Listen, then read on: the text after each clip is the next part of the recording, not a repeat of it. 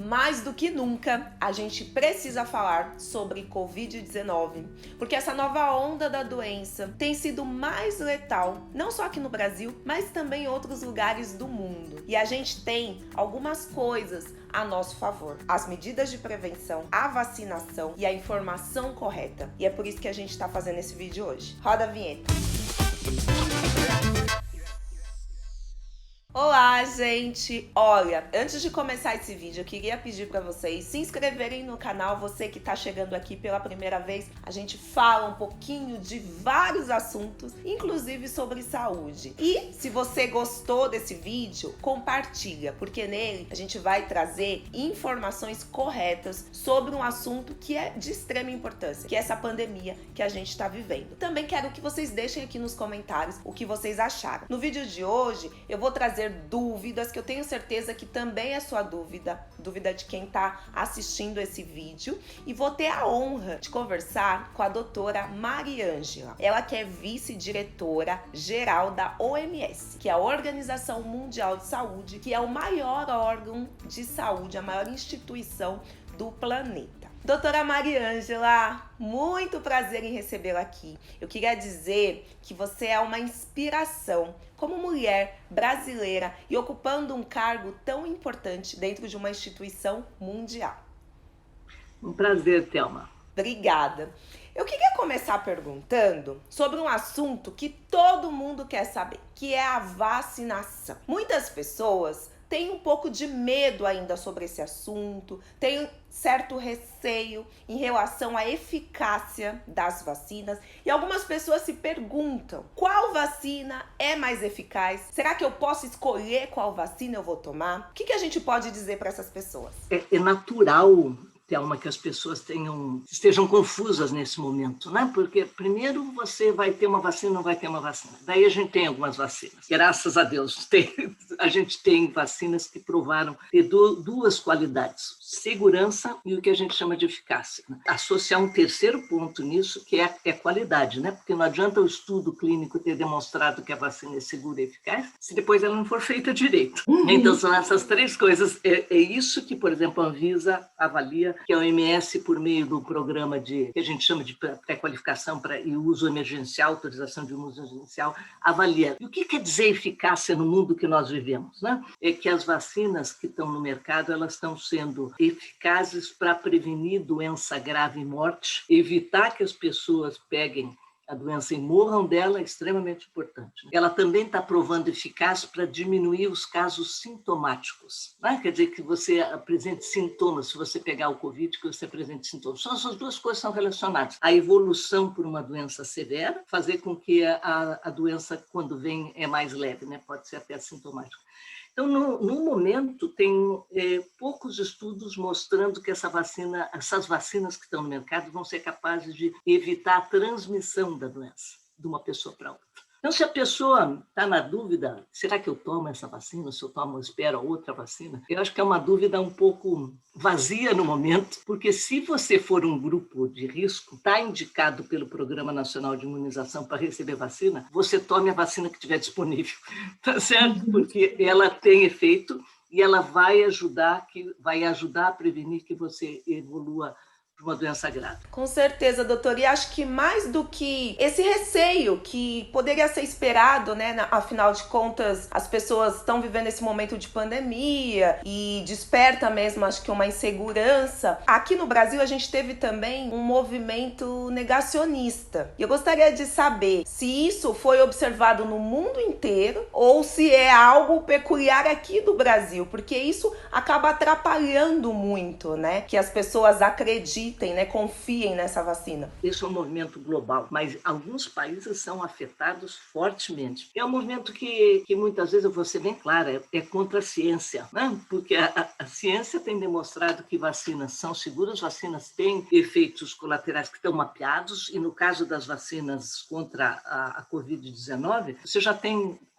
104, 110 milhões de pessoas que tomaram vacina já, né? E a OMS está mantendo um monitoramento bem perto, junto com o CDC americano, com o FDA americano, com a Agência Europeia de medicamentos para observar qualquer efeito colateral grave causado pelas vacinas. E até o momento a coisa está tranquila, né? O movimento antivacina, globalmente, ele é um movimento que se baseia em desinformação, informações incorretas sobre segurança e sobre as necessidades de saúde pública, não só o benefício individual, como as necessidades de saúde pública. Então, esses movimentos antivacina, eles causam mais mal para a humanidade do que bem, mas, no fundo, é uma questão de opção individual, né? Eu acho que as pessoas têm que ser orientadas, buscar informação, e hoje a informação muitas vezes está em programas como o seu, mas também está na internet, em jornais, tomar a sua decisão. Mariângela, o Brasil já foi exemplo em outras campanhas de vacinação, com programas nacionais de vacinação bem organizados e que serviram até como referências. Infelizmente, isso não tem acontecido com a Covid-19 e a gente está num momento em que a gente se sente muito para trás em relação aos outros países, né? A exemplo de Israel, como você mesmo citou, até aqui na América do Sul nós temos o Chile também, que é um caso, né, de um país que está muito mais adiantado do que nós. Quando você acha que a gente vai conseguir ter, assim, o nosso índice dentro do aceitável para poder ter a população toda aí vacinada? O que a gente pode fazer nesse momento? O que a gente pode esperar nesse momento de positivo em relação a esse programa para o nosso país? A estimativa, com base na produção atual de vacinas, é que a gente seja capaz de vacinar até 20% da população. Tá certo? Eu estou falando isso bem claramente porque não há... É claro que há movimentos em um ou outro país rico, está fazendo um esforço enorme para os Estados Unidos, a Inglaterra, o próprio Israel, um país rico, para vacinar maior quantitativo da população. Israel é um país pequeno, mas a realidade é que não tem vacina o suficiente para todo mundo esse ano. Inclusive, eu estava lendo hoje, porque, por exemplo, uma das vacinas que o Brasil está utilizando e que vai utilizar mais, que vai receber por meio desse consórcio internacional, é uma vacina da AstraZeneca, né? Hoje estava lendo no jornal, por exemplo, que a indicação do atraso da entrega de vacinas para a União Europeia da AstraZeneca. Eles diminuíram acho que da expectativa de ter 120 milhões de vacina para o bloco para 40 ou 60 milhões nos próximos 6 meses. Então, quer dizer, não tem vacina para todo mundo agora. Por isso que a gente está batendo e o Brasil está indo na direção certa nesse sentido. Está utilizando a vacina para grupos prioritários, né? É vacinar profissional de saúde primeiro, seguido de populações com maior risco de adoecer e morrer. O Brasil tem outra coisa que é uma vantagem. Primeiro, que tem um sistema único de saúde. Né? Qualquer que sejam os problemas que tem um sistema único de saúde, tem uma espinha dorsal na qual se apoia o Programa Nacional de Imunização. Mas o Brasil também tem estrutura logística para distribuir as vacinas. Precisa que essa estrutura esteja ágil nesse momento, eu não sei adequadamente, precisa ter as seringas, né? Então tem várias coisas do programa de imunização. E o Brasil tem experiência, Thelma, em vacinar adulto, né? Porque faz vacinações da influenza todo ano que são muito bem sucedidas, né? O que traz uma vantagem sobre outros países que só vacinam criança. Então, o que precisa é ter vacina. Vai chegar aos poucos. Não é problema do Brasil isso. O problema de todos os países agora é que a vacina está chegando aos poucos. O índice mínimo, doutora, preconizado para a OMS, para as pessoas que estão aqui nos assistindo, para que a gente consiga dizer que a população está segura. Isso são tudo modelos matemáticos, sabe? Porque a gente ainda não teve o suficiente de cobertura de vacina em lugar nenhum, né? Com exceção de Israel, que ainda tem mais, mas mesmo os países que começaram cedo, como a Inglaterra e os Estados Unidos, eles ainda estão com coberturas baixíssimas, né? Então, o que existe são estudos matemáticos. Tem estudo que diz 60%, tem estudo que diz 70%, mas, na verdade, a gente não sabe ainda. Por isso que o esforço grande é em vacinar o maior número possível de pessoas, para que individualmente tenha um impacto na saúde do indivíduo, né? Que ele não faça uma doença grave, mas também que conjuntamente ajude a descomprimir o sistema de saúde, né? Então, do ponto de vista de capacidade produtiva, você acredita que a gente ainda leva um tempo, né, para cobrir mais do que esses 20%? Não, absolutamente, porque são duas coisas esse ano. Primeiro, tem que estabilizar a produção.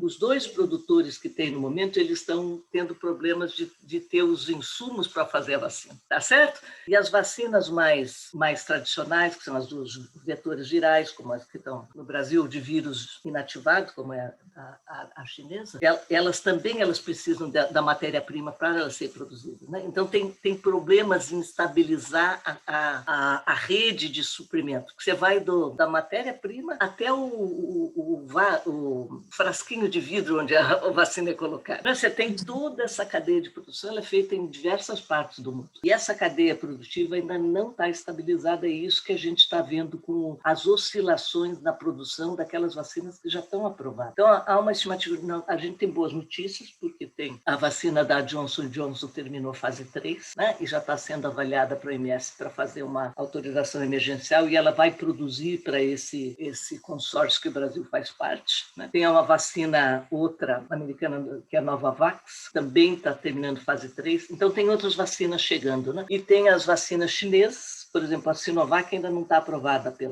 a Coronavac ainda não está aprovada pela OMS, mas está em fase final, já está aprovada na Anvisa. E tem mais um produtor na China, que é a Sinopharm, que está terminando também a avaliação pela OMS. E os produtores chineses têm uma grande capacidade de produção, sabe? Então, há uma entrada de novas vacinas, ajuda a estabilizar a distribuição. Não adianta um país ter 100% e outro ter 0% de cobertura. A gente tem que ter no mínimo 20% em todos os países. É uma situação de uma desigualdade extrema. Ninguém vai conseguir vacinar a sua população inteira. Por mais dinheiro que você tenha, porque não tem vacina suficiente, e nos países ricos você tem toda essa questão que você estava mencionando do movimento anti-vacina. Então a OMS entende que essa desigualdade não pode acontecer e está atuando em relação a isso. Atuando politicamente, né? Porque os países são autônomos, né? Então você tem país que já contratou 5, 6 vezes o número de doses para a sua população, que está buscando as vacinas que são destinadas a países em desenvolvimento,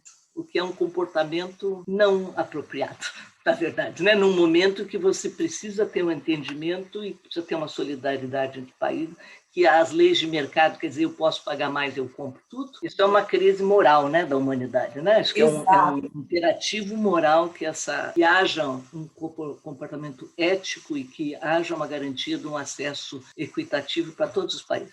No planejamento da OMS, com os parceiros que eu já citei, a gente está estimando que agora, em março, essa semana, que alguns países já começaram na África a receber vacina, e que em março todos os países que fazem parte desse consórcio vão ter recebido vacina pelo consórcio. Então, são 142 países agora que vão estar recebendo vacinas entre essa última semana de fevereiro e março. Isso dá um pouco de tranquilidade, não é um grande quantitativo de vacina, mas ajuda essa desigualdade, né? E a meta do OMS é que desde a primeira vacina foi autorizada, em 100 dias a gente tenha em todos os países profissionais de saúde recebendo vacina. Então, essa é uma meta que acaba dia 12 de abril, ou 7 de abril. 7 de abril, que é o Dia Mundial da Saúde. Certo. Doutora, ao mesmo tempo que a gente vai correndo com a vacinação de um lado, é preciso realizar estudos clínicos ao mesmo tempo, né? Para a gente poder avaliar vários fatores que sejam relevantes.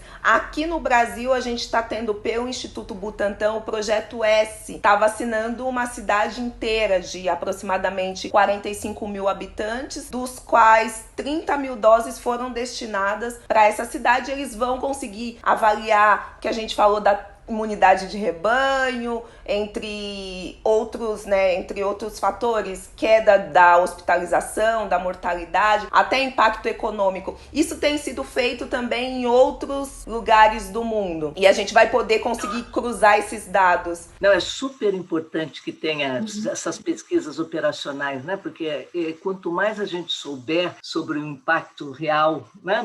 No mundo real, né? Porque a gente tem hoje os estudos clínicos, eles são feitos com 30, 40, 50 mil pessoas, 20 mil pessoas. Então, aquilo lá é um cenário que não é o mundo real, né? Então, é super importante que iniciativas como o do Butantan e o Brasil, nesse ponto, ele tem uma rede de pesquisa e desenvolvimento que é invejável, né? Eu acho que tem muita coisa na rede pública, uma rede pública importante para pesquisa e também para desenvolvimento, né? Então, eu não sabia desse estudo do Butantan, mas é muito, muito bem-vindo e que deve ser publicado, né? Para servir de exemplo para outros países. A ciência brasileira realmente é maravilhosa. Eles estão com uma estimativa de na segunda semana de maio, já obter alguns dados em relação a essa população. Eles dividiram a cidade de uma forma bem estruturada para poder vacinar aí as pessoas acima de 18 anos, com exceção das gestantes, de quem está amamentando e de quem está com mais de 72 horas com febre. Espero aí que a gente tenha, né, resultados positivos, né, para poder olhar do ponto de vista científico, né, e criar melhores expectativas. Doutora, em relação a essas novas variantes, né, a África do Sul mesmo foi um local onde surgiu uma recentemente agora no Japão. Como que a OMS tem se preparado para isso? E então a OMS tem reunido experts globais, tem trabalhado com o desenho dos estudos que vão avaliar as variantes, né, e o impacto que elas têm, porque daí você tem que ter não cada estudo medindo uma coisa diferente, você tem que ter uma certa linha de estudo de modo que você possa comparar. Depois você faz um estudo na África do Sul, você faz um estudo no Brasil, você faz um estudo de variantes na Inglaterra, que eles possam, os dados possam ser comparados. A OMS realizou um seminário sobre variantes, talvez um mês atrás, e teve mais de 3 mil cientistas atendendo no seminário. Então, tem toda uma rede de pesquisa que está orientada nesse momento para o estudo das variantes, do comportamento das variantes. Hoje é impossível dizer, sabe? Se dizer, essa ou aquela vacina não vai funcionar. Precisa estudar mais e a estrutura está posta para que esses estudos ocorram de forma bem coordenada. Certo. Doutora, aqui no Brasil a gente observou uma nova onda, depois de quase um ano de pandemia, quando a gente fala em medidas tão drásticas, né, para fechar tudo, a comunidade como um todo questiona a questão econômica, que as pessoas precisam trabalhar. A gente já está no momento que as escolas estão também retomando, né, suas vidas. O que a OMS estabelece em relação a isso, né? Qual é o momento que as cidades têm que realmente tomar essa medida drástica e recuar? Porque a gente percebe que em outros países, né, observa que em outros países, a impressão que eu tenho é que essas medidas de lockdown são ainda mais precoces para evitar um colapso. Em Portugal aconteceu também, né? A gente viu que Portugal, inclusive, também faltou oxigênio, mas eu queria entender melhor se é estabelecido, se existe uma obrigatoriedade de acontecer, chegou nesse limite de ocupação de UTI, é obrigatório fechar. Se o sistema de saúde entrar em colapso, morre muita gente desnecessariamente, né? E essas medidas mais drásticas, elas visam basicamente diminuir o trânsito de pessoas, né? Aqui a França, que é aqui do lado, a França tem um toque de recolher às 6 horas da tarde, ninguém pode estar na rua, né? E para você sair de casa, você tem que ter uma justificativa por escrito, por que você está saindo de casa. Claro que esses são países ricos, né, que têm uma maior proteção social, né, e o Brasil está numa situação diferente, em que não é um país rico e que não tem medidas de proteção social, auxílio emergencial para todo mundo. Então, é muito difícil dizer que chega nesse ponto, tem que fazer um lockdown. A autoridade tem que avaliar se segurar um pouco o trânsito de pessoas vai ajudar, porque diminuiu a circulação de pessoas, você diminui o número de casos. No caso do Brasil, há um problema porque é um país grande, né? Então, os países pequenos eles têm mais facilidade de controlar, né? Mas cada estado do Brasil é um país, né? Sim, é verdade. Mas uma orientação centralizada quanto a isso, critérios, né? Seria útil. Né? Mas não existe um parâmetro científico que diz assim, olha, você está com uma transmissão de mais do que 1, está com 1,5, você deve fazer um lockdown. Aí é uma questão de bom senso e de como é que você consegue administrar o auxílio para as pessoas que ficam mais vulneráveis economicamente por conta disso, né? A gente está caminhando para o final da nossa entrevista, mas eu não poderia deixar de comentar aqui que no Brasil nós tivemos e ainda temos uma interferência muito grande do que a gente chama aqui do kit Covid, o famigerado kit Covid, que foram aquelas medicações, ivermectina, cloroquina, que foram utilizadas no começo e algumas pessoas adotaram isso como verdade, né? Insistem, né? mesmo a ciência afirmando que não houveram benefícios significativos em relação ao desfecho da doença. Eu gostaria de saber se isso também ocorre de forma mundial e qual o posicionamento da OMS para orientar as pessoas cada vez mais em relação a isso. Essa é uma ótima pergunta, porque também é baseada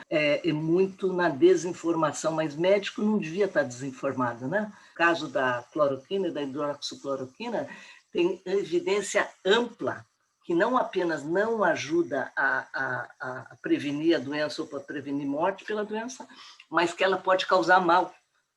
Então, essa é uma coisa que me incomoda bastante como médica, né? Sei que você é médica também, é que você tenha opiniões que não estão baseadas. Os médicos não poderiam fazer, deveriam ter condutas clínicas que são baseadas na melhor evidência disponível, né? Não é hora de politizar essa questão, né? A cloroquina não funciona e pode fazer mal. Então, não devia ser utilizado, já está comprovado. Aí tem a questão, a ivermectina ela ainda tem alguns estudos correndo, mas você sabe que até o próprio laboratório originário que é a Merck Sharp Dohme, né, botou uma nota dizendo que não tem comprovação científica de que a ivermectina funciona. Isso não pode ser baseado, a indicação médica do kit Covid ou de qualquer outra medicação para a Covid, não pode ser baseada na opinião pessoal. No meio de uma pandemia, acho que as pessoas desenvolveram aí uma ansiedade de buscar informações e acabam aí absorvendo informações que não são de fontes tão confiáveis. E eu acredito que a OMS também tem uma preocupação em relação a isso. Absolutamente. A OMS trabalha com as grandes plataformas da internet, né? Para, por exemplo, quando você busca um determinado tema, aparece primeiro as informações da OMS sobre o tema. Sabe? Então, tem algumas coisas assim que tem que ser trabalhadas, porque todo mundo tem informação e você pode colocar muitos desses buscadores, eles não têm os filtros necessários, não é?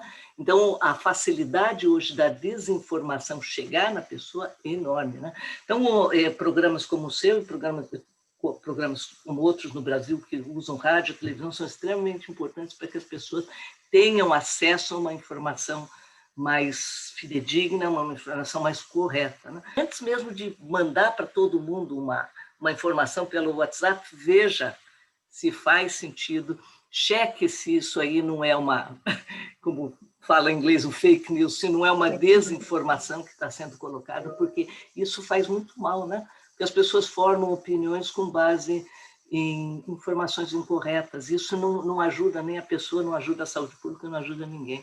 Doutora, tem algo mais que você gostaria de acrescentar aqui na nossa entrevista? Não acabou ainda, então não dá para baixar a guarda, né? Eu acho que essa é a mensagem. Vai ter vacina, e vai ter mais vacina durante o ano, mas não vai ter vacina suficiente. Mas, enfim, acho que essa vai acabar, mas nós não estamos lá ainda. Então, não baixe a guarda, continue com as medidas, continue se informando bem, e se você tiver indicação da vacina e a vacina estiver disponível, não hesite, tome a vacina. Muito obrigada, viu? Muito obrigada mesmo pela sua participação aqui no canal. Foi uma honra falar com você. Um abraço, então. Um bom dia aí, tá? Bom dia, doutora. Obrigada mesmo.